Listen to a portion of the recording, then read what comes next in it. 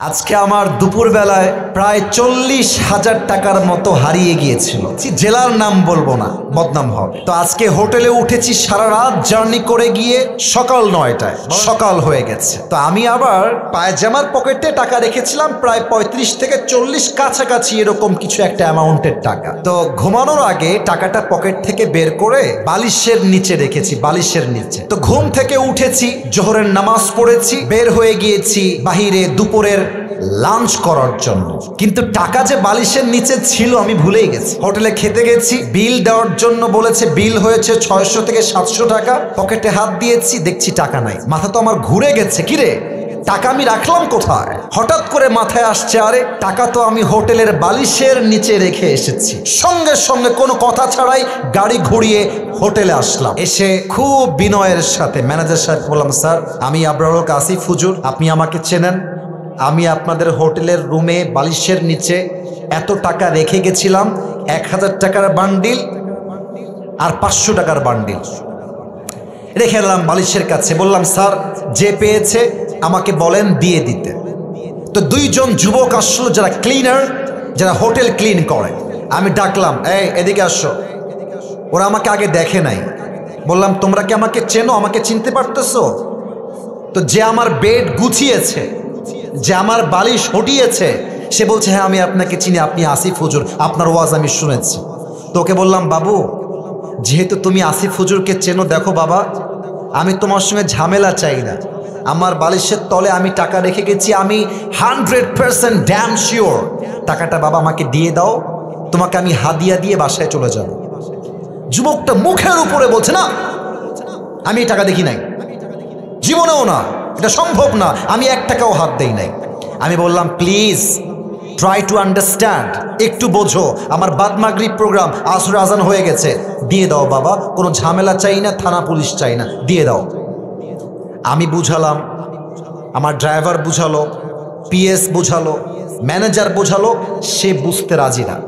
এবার হোটেলে মালিক চলে আসছে, বড়লোক, শিক্ষিত, অনেক বড় ঘরের মানুষ তিনি, এবং তিনি একজন অ্যাডভোকেটকেও নিয়ে আসছে। সিসিটিভি ক্যামেরা ওপেন করা হলো, কে গেছে হুজুরের রুমে আর কে বের হয়েছে। তা আমি চোর ধরতে গিয়ে নিজেই চোর হয়ে গেছি। তারা আমাকে বলতেছে, আপনি যে টাকা রাখছেন তার প্রমাণ কোথায়? আমাকে বলতেছে, বিনয়ের সাথেই বলছে যে, স্যার আপনি যে টাকা রেখেছেন এখানে 40,000 টাকা, তার প্রমাণ কি আপনি আমাকে বলেন। আমি তো ঝগড়া চাই না, আমি সবসময় সমাধান চাই। তা আমি বললাম, একটু ক্যামেরাটা আগা পিছা করেন, সিসিটিভি ফুটেজটা সব চেক করা হলো। হোটেলের মালিক বললেন, হুজুর টাকাটা হয়তো বা আপনার স্টাফরা নিয়েছে, কারণ তারাও আপনার রুমে প্রবেশ করেছিল। আমি বললাম, দেখেন আমার স্টাফরা, they have been working with me just for 4 years, প্রায় 4 বছর যাবত আমার সঙ্গে তারা আছে, আমার 1 পয়সা তারা হাত দেয়নি আজ অব্দি, ওরা নিতে পারে না, প্লিজ একটু সমাধানে আসেন। না, উনি মানতে রাজি না, উনি বললেন এটা হতে পারে না, আমরা সরি। লাস্টে যখন ফিরে আসবো, টাকার আশাই বাদ দিয়ে দিয়েছি। অ্যাডভোকেট তাকে আবার বলছে, এই ছেলে টাকা নিয়েছো, থাকলে দিয়ে দাও, কোনো মারামারি হবে না, দিয়ে দাও, আসিফ তোমাকে ছেড়ে বাসায় যাবে। ও বলছে, না আমি টাকা নেই নাই। আমিও টাকার আশা বাদ দিলাম, যে থাক ওইটা বাদ, ওটা পাওয়া যাবে না।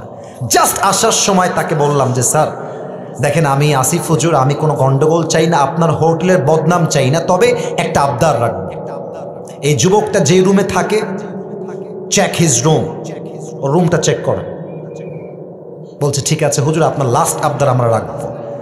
হোটেল ম্যানেজার, হোটেল মালিক, অ্যাডভোকেট এবং আমার 3 জন স্টাফ ওর রুমে গেল। রুমে গিয়ে দেখবেন টয়লেটের উপরে একটা ছোট্ট করে জায়গা থাকে, এই ঢোপ টোপ রাখার জন্য, অনেক জিনিস রাখার জন্য।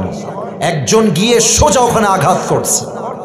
যখনই খুলেছে দেখছে আমার সব টাকা ওখানে রাখা আছে। আর যখনই টাকা দেখতে পাইছে মালিক হোটেলের, ওরে ইচ্ছা মতো মারা শুরু করছে, সেই মায়ের। আমি গিয়ে পরে ঠেকায় ঠুকায় নিয়ে আসলাম। আর ওই যুবকটা পা ধরে এত কান্নাকাটি। আমি বললাম, যুবক তুমি কি করলা এটা? তুমি আমাকে বলতা যে হুজুর আমি টাকাটা পেয়েছি, নেন আপনি, আপনার যা মন চায় আমাকে খুশি হয়ে দিবেন, তাতেই আমি খুশি, আমি তোমাকে দিতাম অনেক টাকা খুশি হয়ে। তুমি কি করলা? এখন তুমি টাকাটাও পাইলে না, তোমার চাকরিও হারায় গেল। শিক্ষা কি পেলেন? শিক্ষা একটা, যদি আপনি জ্ঞানী মানুষ হয়ে থাকেন, আপনি মাথায় রাখবেন যে আমার এই টাকাটা দামি নয়, আমার বিশ্বাসটা দামি।